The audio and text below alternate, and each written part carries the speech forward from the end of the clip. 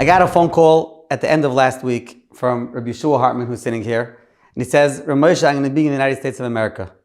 And I said, okay, I got to grab the opportunity to sit down for a few minutes. Rabbi Hartman, as you may know, is the Mechaber of the Blue Maharals. He'll tell you he didn't write the Maharal itself, but the Pirush on the bottom of, there are already a few dozen volumes of the Maharal, and it's not complete yet.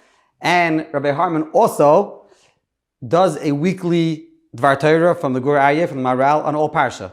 So I took the opportunity, and I came here to sit down with Rabbi Yehoshua to schmooze and discuss. He has a fascinating life story and how he got to where he is today. Rabbi Yehoshua, how are you today? Shalom Aleichem, great to be here. Good to see you, Ramesh. I'm here only for 48 hours, and it's great to spend 20% of it or whatever with you. Wow, what a cover. Okay, people like to know from the beginning, from the crib.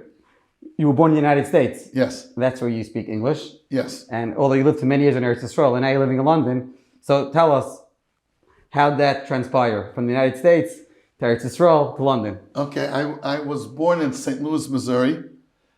My father, Rabbi Yehoshua Hartman, was a Rav in St. Louis. And in 1966, when I was 9 years old, we moved to Eretz Yisrael. It was a year before the 6-Day War, 10 months to be exact. Then Israel was literally a third world country. Like mamish. I remember when you ordered a phone, they told you it takes 12 years till you get the phone. Could you imagine? I can't imagine. You go to someone and you order a phone in 12 years. Okay. And then came the 6-Day War. That changed everything. And I was in Eretz Yisrael. That's why I went to yeshiva. Why did your father decide to move to Eretz Yisrael? It's really my mother, Zozan Kutner, was alive and well. She just pushed us the whole time. And since I remember myself, we got to go to Eretz Yisrael. We got to go to Eretz Yisrael. And I asked my mother, Mommy, where did you get it from? Where did you get this drive to Eretz Yisrael? She was an American or European? Yeah. She was born when she came to America when she was 4. Okay. But her parents lived their whole lives in America. Her siblings lived in America. Where did you get this drive to go to Eretz Yisrael? And she told me, I don't know, I was just born with it. And then one day, I learned the Reb Chaim B'Lashon in Ruach HaChaim on Pirkei Avos. Okay. That says in Perek Hein Avos, the first Mishnah says, Asar Adaris mi Noach ad Avram, doesn't say Avram Avinu. Then the following Mishnah says, Asar Nisyonis Nisnasa Avram Avinu. The word Avinu is added on the later Mishnah. So says Reb Chaim B'Lashon, because the first Mishnah is about the chronological order, so you don't have to say Avinu. But then it does say Avinu to bring out that the Nisyonis that Avram Avinu went through, like every father gives over his Yerusha, his wealth, to his children. Similarly, also the Nisyonis of Avram Avinu. For example, says Reb Chaim B'Lashon, it could be a Jew that wakes up one morning and has a burning drive to go to Eretz Yisrael. Where'd they come from? Avram Avinu's first son was Lech Lecha Me'artzecha. So some people are born with that, or they get it later on in their life from nowhere. Wow, that's fascinating. And the nowhere is Avram Avinu. And I remember when I learned that Reb Chaim B'Lashon, I showed it to my mother, and I said, Mommy, Reb Chaim B'Lashon spoke about you today. How could Reb Chaim B'Lashon speak about me? This is so. But she has that drive. And till today, Baruch Hashem, my mother's almost 92. Every phone call, and I call up daily from London, no, when are you coming back? So she has a real love to Eretz Yisrael. And then, so we moved to Eretz Yisrael in 1966, and basically I was there for 40 years straight, excluding 1 year that we came back to America. For 1 year when my father had a sabbatical from his job in Israel. And that's where I met Rav Hutner Zatzal in Eretz Yisrael. But you had a Shaykh Rav Hutner from before, so tell us your father was a Talmud Rav Hutner. Yeah, my father was one of the outstanding Talmidim Rav Hutner, Mamish. I remember Rav Hutner told me, and he illustrated, and I raised him here, that's what he told him. He knew my father when my father was 12. Okay. And Rav Hutner then was 30. So I was a young man. And so always, Rav Hutner was like the Zaidi in our house. Whenever there's a question, we ask the Rosh Hashiva. So we don't have to jump to it now, but I'm assuming, we'll talk about it soon, that your connection to Maharal came through Rav Hutner. Zecher, for sure. Again, the first time that I met Rav Hutner, I said we spoke in Hebrew. He spoke Hebrew literally like an Israeli without any grammar mistakes. And he was allergic to grammar mistakes. And the first You time... have a good meister there, Rutner. What? I'm interrupting you. You have a meister there, Rutner, with the language. Yeah. With the language. Yeah, I'll tell you, the first time I came on Al Das Atzmi, when I was 10, I came with my father, Alav Hashem. When I was 12, when I was 14. But then my father was nifter when I was 19, and somehow someone told me I should go speak to Rav Hutner. I don't remember who it was and who arranged the meeting. And I came into Rav Hutner the first time as an adult, called 19. And he took on as a Dover Pasha that I speak Yiddish. And then I didn't speak a word. Literally, not a word. Afterwards, I went to the mirror and I picked it up. But then I didn't speak a word. So I come in, I said, Shalom Aleichem, Famach Tetir. So I thought Famach Tetir is part of the bracha. Shalom Aleichem, Famach Tetir. So I said, he tells me, Famach Tetir. So I told him, V'chen Lamar. You should also be Zoicha one day to the Gewaldige Madrega of Famach Tetir. And then he said, Tegeh, אתה לא מדבר יידיש? תסגור את הדלת. And then he said in Yiddish, that I remember, wie kann sein, as the Sohn von Chatzkel Hartman redt nicht Yiddish? Tizgor et hadelet. And since then we spoke in Hebrew. You see in the Pachad Yitzchak, he had a beautiful Hebrew. It's on the verge of poetry. But it was something that he took pride in. And he wasn't happy that Yeshiva Bachrim didn't know the... No, he told me once that Yeshiva Bachrim, they're illiterate in 3 languages. They don't speak English well, they don't speak Hebrew well, they don't speak Yiddish well. So they're illiterate in 3 languages. And then he told me that once he said this over to Yeshiva Bachar in America, that Yeshiva Bachar today are illiterate in 3 languages. And the Yeshiva Bachar said, Rosh Yeshiva, what does illiterate mean? What does it mean? So his humor, and it was also I really have not seen someone azoy gebenched, so blessed like Rav Hutner Zatzal. What do you mean? Any mila that the human race has, I think he had. It could be it's very exaggerating. His go'iness, his pikchas, his geschmackheit, his ava to people, the yira that we had towards him, his kesher with the Kodesh Baruch Hu. I never saw such a blend of virtues in one individual, and I'm sure whatever I did see was just the tip of the iceberg, because he showed each Talmud what he wanted to show. Like they say, if each Talmud would write a Sefer on Rav Hutner, it would be totally different svarim. Because he showed, I remember once I came over to him with a friend of mine. Why? Because I was then learning in the yeshiva in Itri in Eretz Yisrael, and I was telling my friends, after, each time was for 2-3 hours with Rav Hutner, and it was spiritual therapy. That's what it was. Mm-hmm. It's an experience, it's hard to explain. Ask Chaim Balnez, I'll tell you what it is.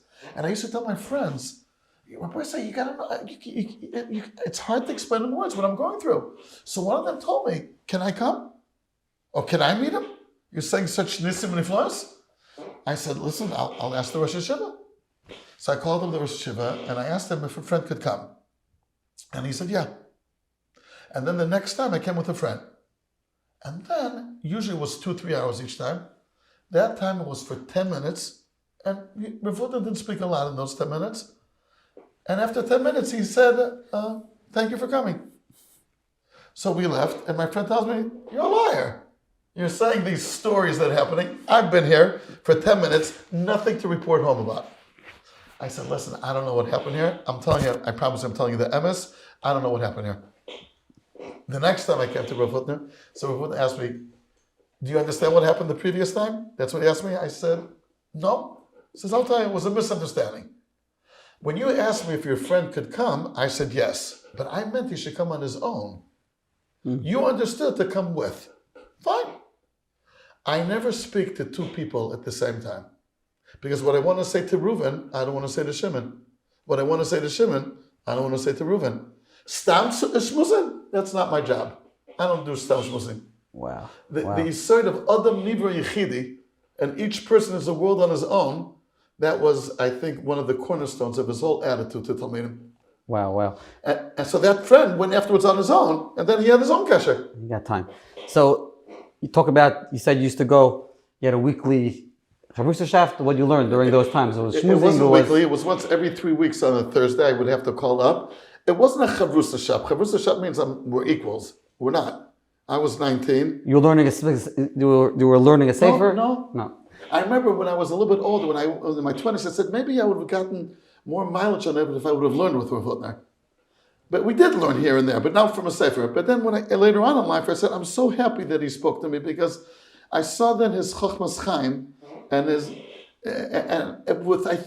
meaning the learning. Baruch Hashem, the early Yisrael you could learn with, maybe not the same level, but that's not my point.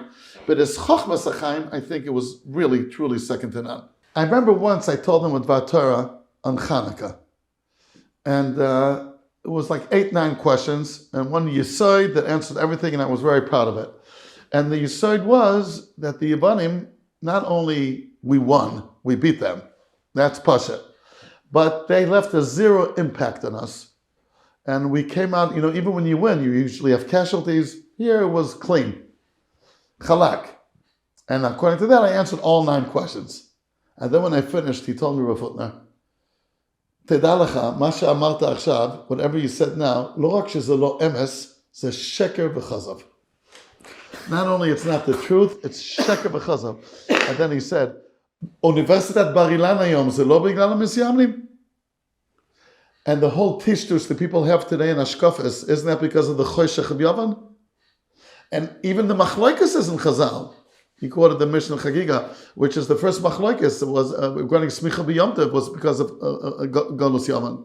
So how could you say the Yevanim had the zero impact on us? On the contrary, the Kash is the opposite. They had such a terrible impact. What is there to celebrate? But then he told me, if you really want to understand what happened on Hanukkah, you should learn their mitzvah.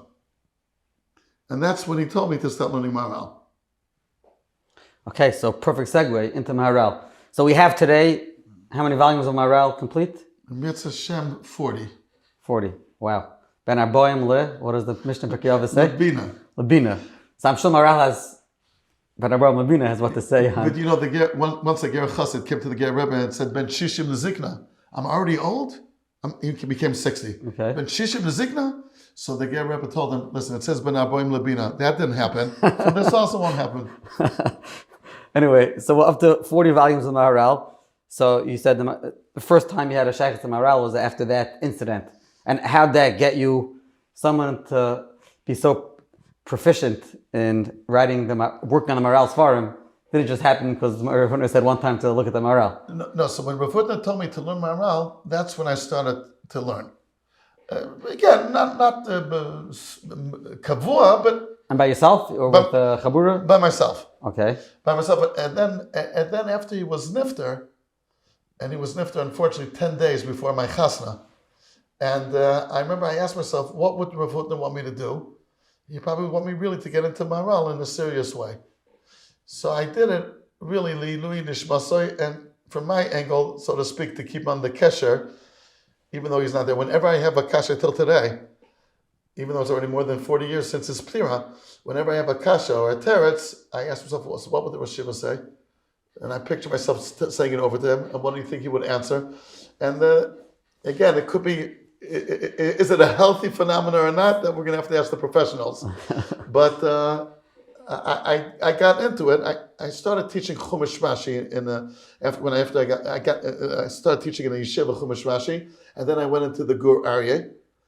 That's a natural. And then once you go into the Gur Aryeh, you see it's just, and everything's already in the Gur Aryeh. That's really interesting. You say the Gur Aryeh is the foundation? It's the Sefer Yisod. Sefer Yisod. The Maharal refers to the Gur. It's the first Sefer the Maharal published. That's a fact. Okay. In 1578, it's the first Sefer that the Maharal published. Okay. The other Svarim were published afterwards.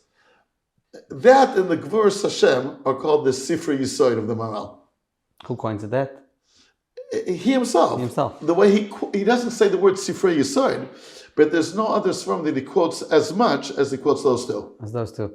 So when you say you started learning it and going into it, you spent hours and hours a day. You took up chunks. I'm sure at different tekuvos in your life, you spent more time on it. Whenever I had free time, I was focusing on the Maharal, and then Moshe Shapiro Zatzal would help me when I would get stuck. Mentioning, of course, Rabbi Yonis and David Shlita. When I had a kasha, there's a Yid in Bnei Brak called Rabbi Moshe Tzuriel, who's a Boki Nifla and Sifrei Maharal, alive and well till today, Baruch Hashem, till 120.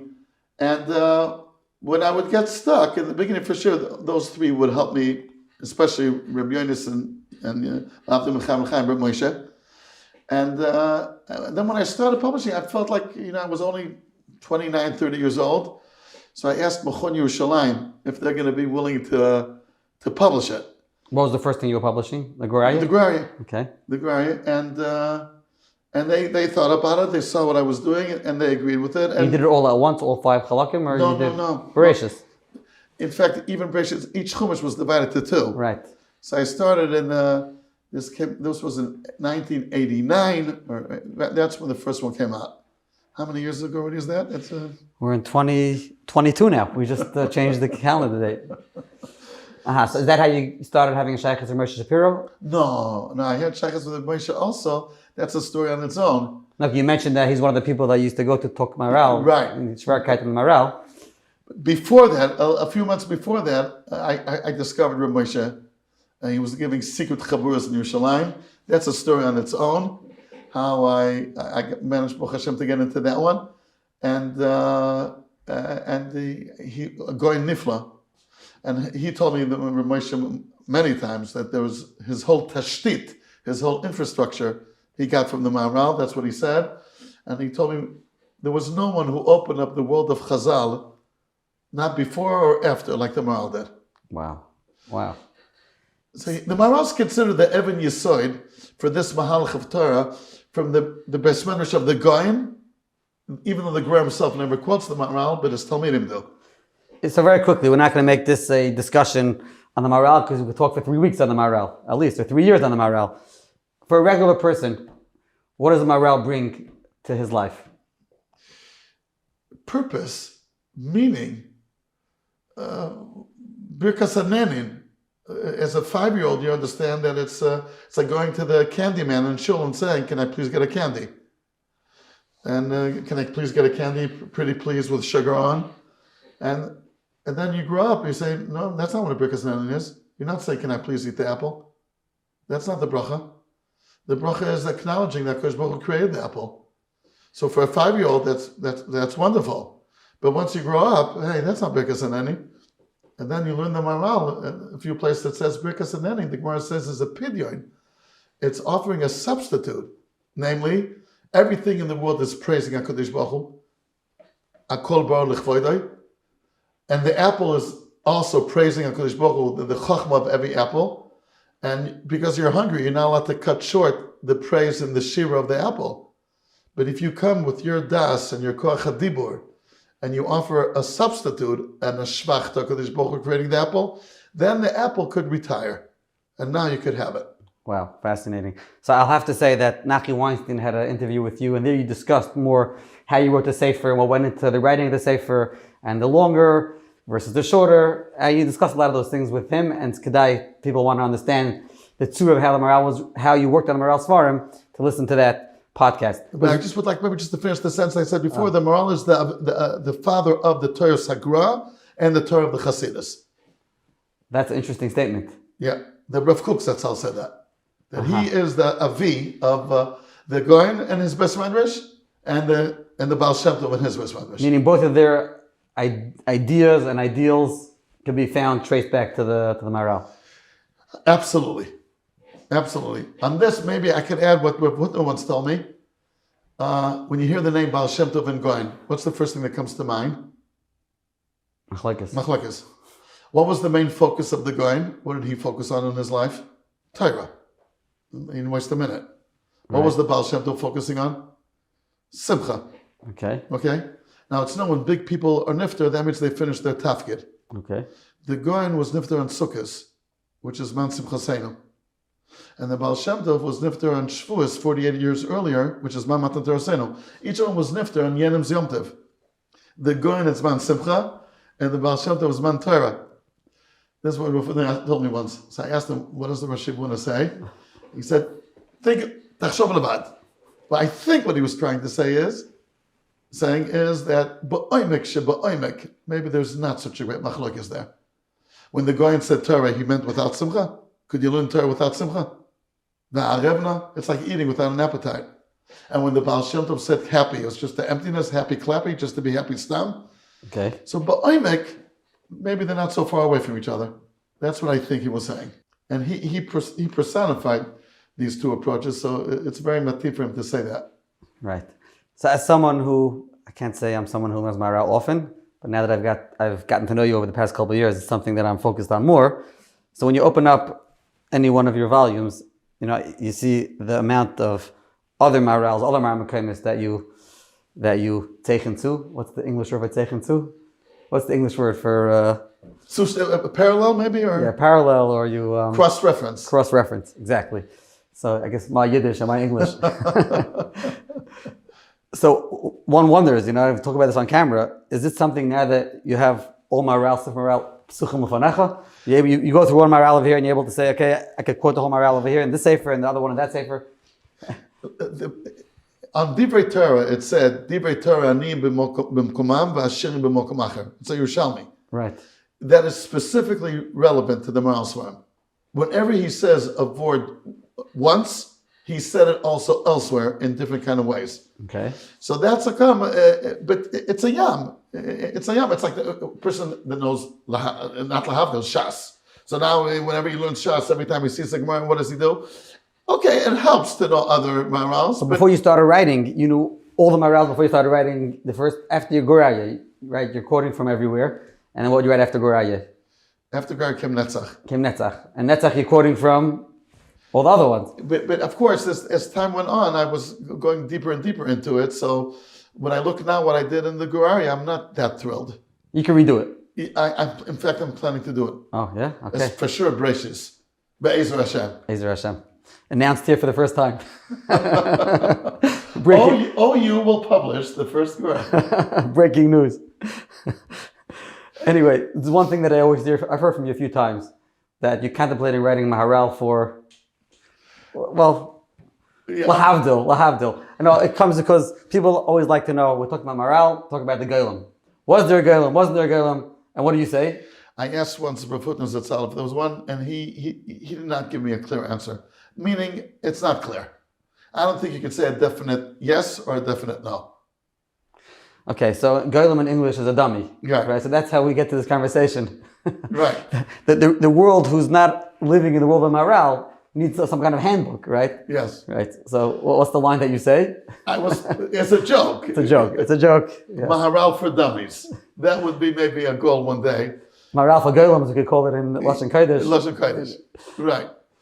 But the idea is that most of the world, and I think the world is growing to appreciate Maharal and to learn Maharal, but most of the people are just like scared. They stand back, they open it up and they don't know how to connect to it. So there might be a tachlis and we could call it something else.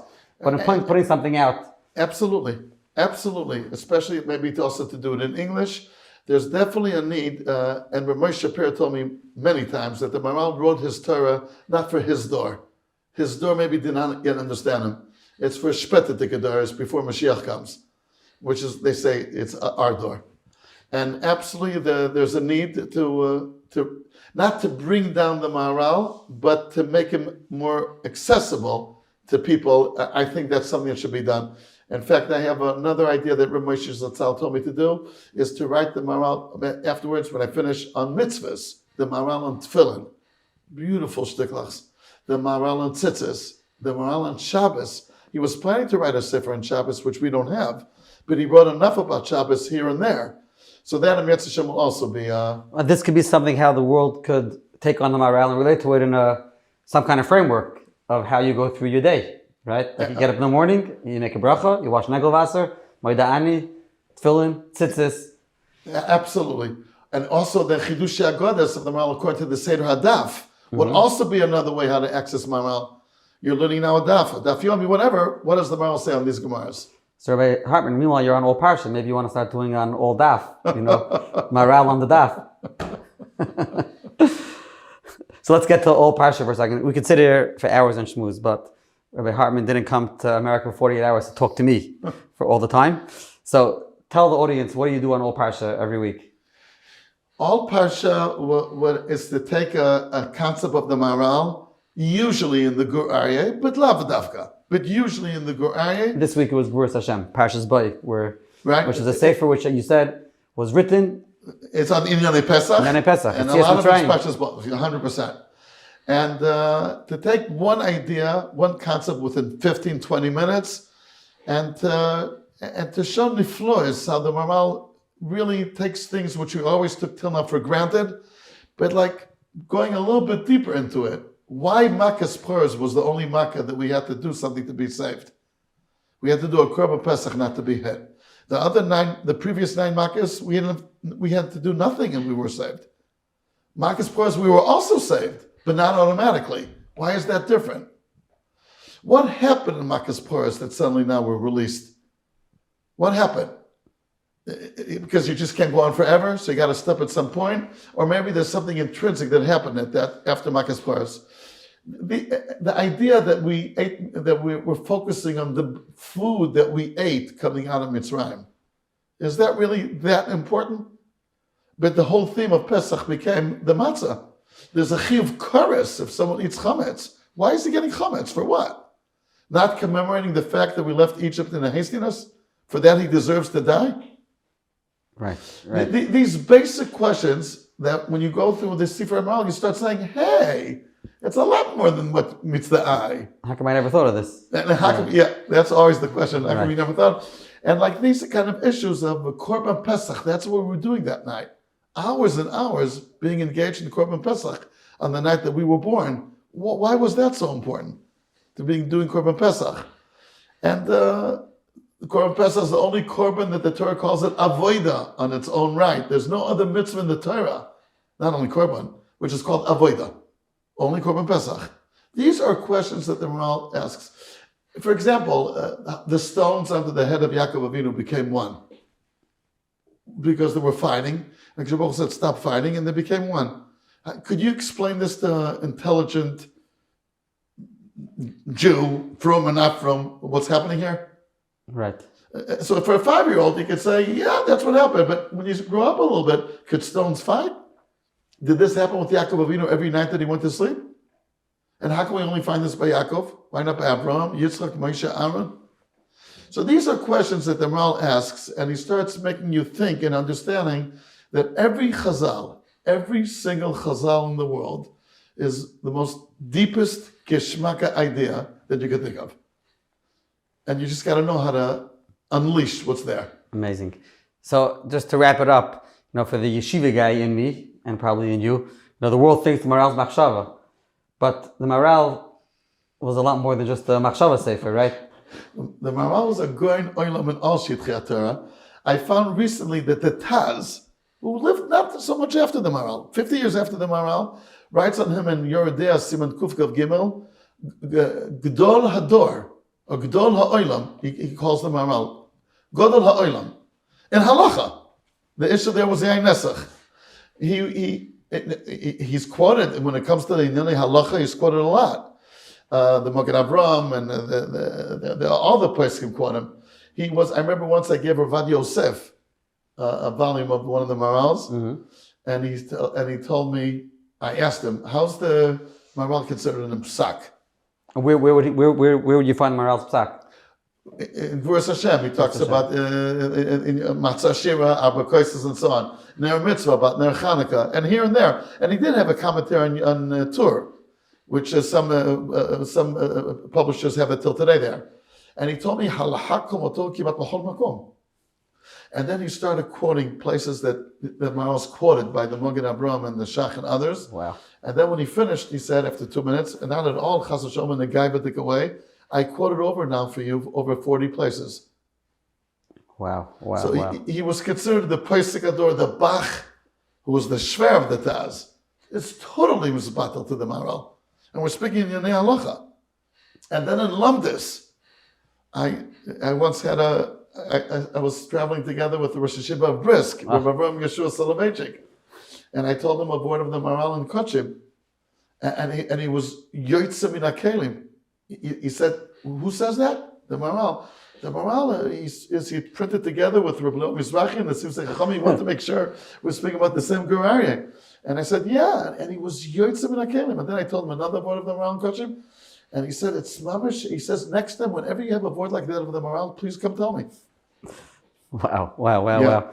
And asking if the Maharal's printed with Chacham is like asking if the Maharal's printed with Chacham is asking like the Besmedish that we come from is like saying, oh, the Maggid Mishnah is printed together with the Mari Kukus. Oh, very nice. That's the best mother of Chaim Berlin. Yes. Okay, gewaldig. So, shkoyach for sitting down and schmoozing. Maybe you want to tell people your email address if they have any ha'aros on All Parsha, if they want to reach out to you, but any... With pleasure. I did it the last time I was interviewed. My email address is JD, that stands for Joshua David. JD Hartman, Hartman, 120 @gmail.com. Every email will be Belineder answered. And Mitzvah Shem, let's hope that we could have Rabbi Hartman perhaps presenting on the mitzvahs, the sefer that he wants to write. Perhaps we could get together and put a chabura together. I'm sure many people will be interested in hearing how the Maharal understands the mitzvah sayyim and gives you the why, right? That's what the Maharal gives you. The why you yid. The chachma. The chachma. The chachma on every mitzvah. On every mitzvah, the Torah says, Kihi chochmaschem uvinasem. Gewaldig. Okay, Yashakayach, Rabbi Hartman. It's a pleasure seeing you, Rabbi Moshe, and keep on your avodas hakodesh and Abatzas Torah and all Parsha, all Mishnah, and Mitzvah Hashem, Michael el Chayil. Amen.